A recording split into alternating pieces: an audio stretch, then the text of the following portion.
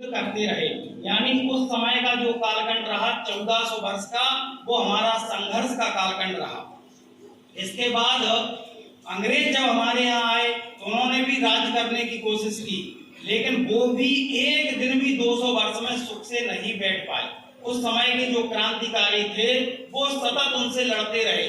प्रतिदिन किसी न किसी हिस्से में आंदोलन होता था, और आंदोलन धर्मदल और नर्मदल दोनों प्रकार का होता था।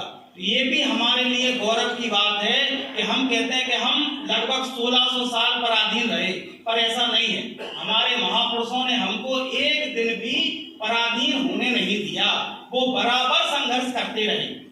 और उन महापुरुषों के बारे में हम सब पढ़ते ही रहते हैं। मुगलों से महाराणा प्रताप लड़े हों, और आप आश्चर्य करेंगे कि उनके सामने ऑफर रखा गया कि भाई आप केवल हमको इस देश का राजा स्वीकार कर लो, पर उन्होंने एक बात बोलना थी, कोई पैर भी नहीं छूना था, साष्टांग प्रणाम भी नहीं करना था, केवल इतना कहना था कि हम आपको इस देश का राजा स्वीकार करते हैं। तो महाराणा प्रताप को पूरा राजपाट भी मिल सकता था और ज्यादा भी मिल सकता था, पर उस समय जो हमारे महापुरुष थे उन्होंने स्वाभिमान से समझौता नहीं किया, और वो पूरे जीवन भर लड़ते रहे। आपने उनके बारे में पढ़ा होगा, घास की रोटियां खाएं या निर्धनता में उनका बलिदान हो गया।